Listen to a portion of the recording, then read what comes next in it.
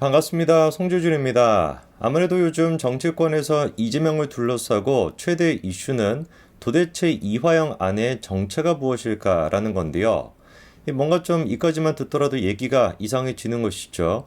이재명을 둘러싼 논란이라고 하는데 이화영 씨 아내가 왜 뜬금없이 등장을 하냐? 이유는 간단한 겁니다. 이화영 씨 아내가 하고 있는 행동을 보고 있으면은 남편이 지금 구속이 돼가지고 언제만 또 어느 내일 할지 모르는 그런 상태인데 남편을 위해 가지고 뭐 애를 쓰고 있는 것이 아니라 당신은 내 가족도 아니다. 가족으로서 권리를 포기해 버릴 거다. 뭐 이따위 소리나 하고 앉아 있고 뭐 하고 있는 꼬라지를 보고 있으면은 이게 이화영 씨 아내인 것인지 이재명의 아내인 것인지 구분이 안 되는 거 아닙니까? 그러다 보니까 이재명을 둘러싸고 가장 지금 화제가 되고 있던 게 이화영 씨 아내의 정치였습니다.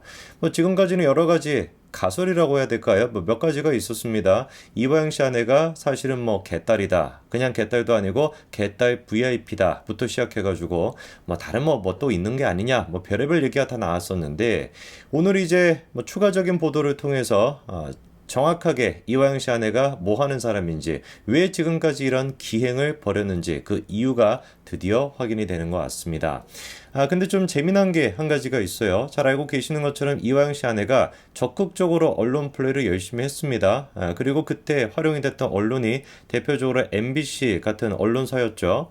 뭐 많은 이유가 있겠죠. 뭐 이화영 씨 아내가 보기에도 MBC면은 자기 얘기를 긍정적으로 잘 다뤄줄 거다라고 판단했던 것 같습니다. 그래서 MBC한테 이런 식으로 이화영한테 보내는 편지를 MBC한테 보내는 또 희한한 기행을 보였습니다. 그리고 그 편지 말미에 보면은 뭐 이런 얘기가 있죠.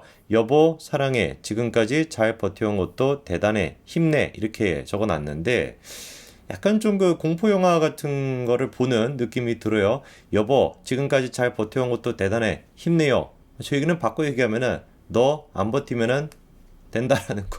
약간 이런 뜻으로도 해석이 되는 거 아니겠습니까? 아내가 하는 얘기인데 왜 저렇게만 좀 소름이 끼치는지 모르겠습니다. 뭐 어쨌거나 이화영 씨한테 보내는 편지를 아내가 MBC한테 저렇게 이제 공개를 함으로써 뭐 참신한 방식이죠, 그렇죠? 뭐 개딸들 같은 경우는 저런 식으로 소통을 하나 봅니다. MBC를 통해서 뭐 사적인 얘기도 전달을 하고 뭐 어쨌거나 그렇게 MBC가 주도적인 역할을 하면서 이화영 씨 아내를 대변하고 있었는데 갑자기 이번에 MBC에서 다음과 같은 단독 기사가 나왔어요. 이화영 씨 부인 계좌에서 출처가 불명확한 거액이 입금되고 또 나가기도 했다는 겁니다. 그리고 그 부분에 대해서 검찰이 무려 6차례나 출석 통보를 했었는데 이화영 씨 아내가 지금까지 건강상의 이유를 들면서 출석에 응하지 않았다라고 해요. 그래서 이제 뭐 강제 수사로 전환이 되면서 피의자로 전환이 됐다라는 것인데 글쎄요, 뭐 이화영 씨 아내가 재판 끝나고 나왔던 그 모습을 보고 있으면은 워낙에 막 건장해 보여가지고 뭐 저 같은 사람만 네 사람이 달려들어도 이건 뭐 어떻게 할 수 없을 만큼 건강해 보이시던데 어떻게 된 것인지 건강상의 이유 때문에 출석을 못했다라고 합니다. 근데 이제 뭐 출석을 못한 게 지금 뭐 포인트가 되는 것이 아니라 이 불법적인 것처럼 보이는 그런 거액이 들어오고 나왔다. 요게 이제 포인트가 되는 거 아니겠습니까? 구체적인 내용을 좀 보니까요.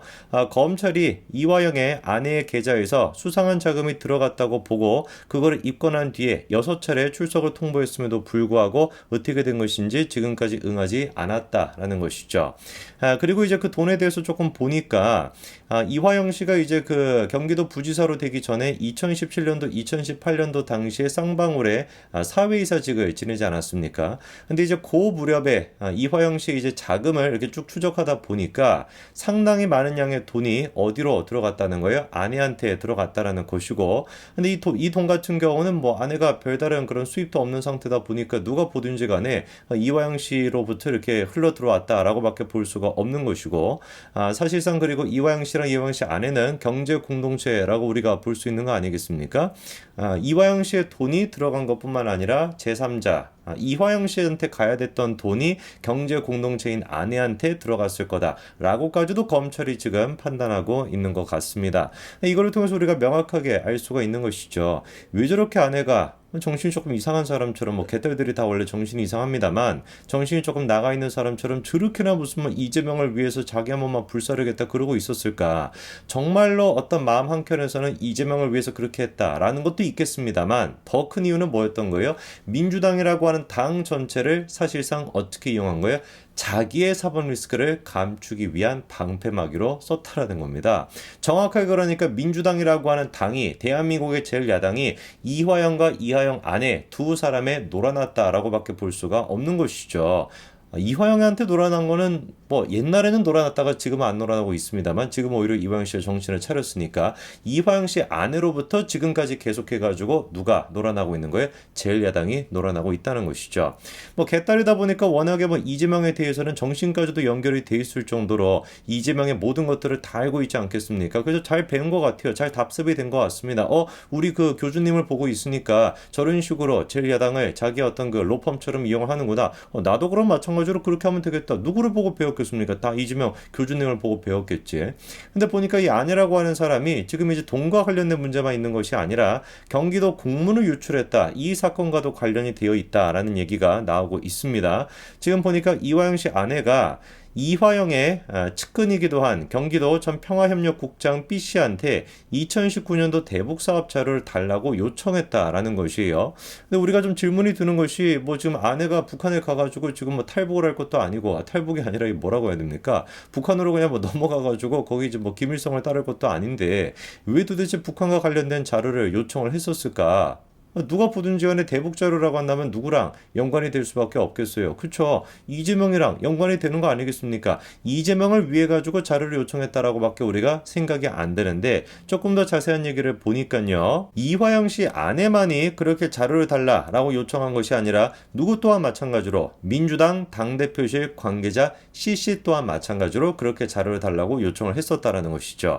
그리고 지금 해당 기사에서는 뭐라고 나와 있냐? 그렇게 이제 자료를 요청했던 이유 자체가 대북 송금을 위한 외국 환거래법 위반 이런 걸로 구속이 됐었던 이화영 씨에 대한 수사와 재판에 대응하기 위해 가지고 그래서 자료를 요청했다라고 지금 얘기하고 있습니다만 저거는 지금 반쪽짜리밖에 얘기를 안 하고 있는 거예요.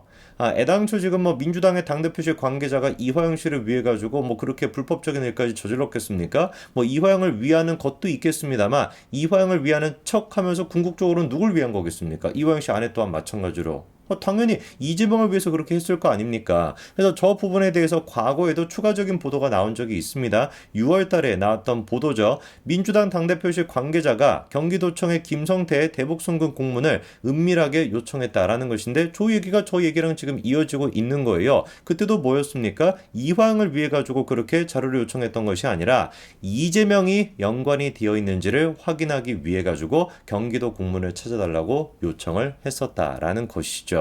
뭐 여러 가지가 나옵니다만 지금 이제 그렇게 요청을 받았다라고 하는 사람 이화영 씨 아내로부터도 요청을 받고 그 다음에 또 민주당 당대표실로부터도 요청을 받았다라고 하는 저 사람이 이게 알고 보니까 뭐 한마디로 얘기해가지고 막장이더라고요. 그러니까 이화영 씨 아내도 지금 뭐 좀 이상한 사람인 것이고 이거 뭐 이상한 짓을 저지르고 있는 것이고 민주당 당대표실 그 관계자라고 하는 사람도 정신이 조금 나가 있는 것이고 그리고 그렇게 자료 요청을 받았다라고 해서 낼름 또 그 자료를 또 내어주는 거 그 사람도 좀 이상한 거 아니겠습니까? 보니까 지금 그 사람도 뭐 한두 가지 문제가 있는 게 아니에요. 뭐 2019년도 같은 경우는 경기도 공무원한테 북한과 관련된 사업을 추진하도록 부당 지시를 했다 이런 것도 있고요. 그 다음에 또 뭐 어떤 거를 뭐 해가지고 그 대가로 뭐 5억 원을 지급하게 하고 뭐 별의별 지금 얘기들이 많습니다. 9월달 같은 경우는 또 불투명한 회계 처리로 중단이 됐던 10억 원 엄청나게 큰 돈이죠, 그렇죠? 그런 것들을 또 북한 밀가루 지원 사업을 재개하도록 부당 지시를 또 하고 2021년도 같은 경우도 퇴직할 때 업무와 관련된 문건 240개를 USB에 담아가지고 반출하고 퇴직하고 난 뒤에도 동북아평화경제협회 업무에 활용을 했다. 완전히 그냥 밑바닥부터 썩어있던 사람이었던 것인데 그 썩어있던 사람과 누가 연관이 되어 있는 거예요? 이화영 씨 아내랑도 연관이 되어 있고 나아가 민주당 당대표실도 연관이 되어 있고 그리고 그 두 사람은 누구를 위해 가지고 이렇게 했겠습니까? 자기 남편을 위해서 이화영 씨를 위해서 택도 없는 소린 것이고 이재명을 위해서 전부 다 그렇게 자료 요청을 했다라고밖에 볼 수가 없는 것이죠. 드디어 이제 조금 퍼즐 조각이 맞춰지는 것 같습니다. 워낙에 이제 그 이재명을 둘러싼 얘기들은 반전에 반전을 거듭하다 보니까 이게 막 한 가지만 이제 놓치게 되면은 마치 그 우리가 그 진화에서 미싱 링크가 있는 것처럼 이것도 뭐 어마어마한 지금 뭐 시간에 뭐 영겁의 시간만큼 큰 어떤 그 공백기를 우리가 느끼게 되는 거 아니겠습니까? 워낙에 이제 복잡하다 보니까 그래서 이화영 씨 아내가 내가 왜 저렇게 개딸처럼 행동을 했을까? 개딸은 맞는 것 같은데 거기에다가 추가적으로 자기와 관련된 범죄 혐의까지 있다 보니까 이재명이가 그랬던 것처럼 본인 스스로도 민주당 자체를 자기 이제 손아귀에 놓고 로펌처럼 활용하기 위해서 지금까지 이런 짓거리를 저질러 왔다. 참으로 어떻게 보면은 뭐라고 할까요? 이재명을 잘 답습했다라고도 얘기할 수 있겠네요. 이제 더 이상 이화영 씨 아내가 설칠 일은 없을 것 같습니다. 이제 그냥 조사를 잘 받으시고 구속이 되는 거 그거 말고는 답이 없어 보이네요. 지금까지 참 수고 많으셨습니다. 여기까지 말씀드리겠습니다. 감사합니다.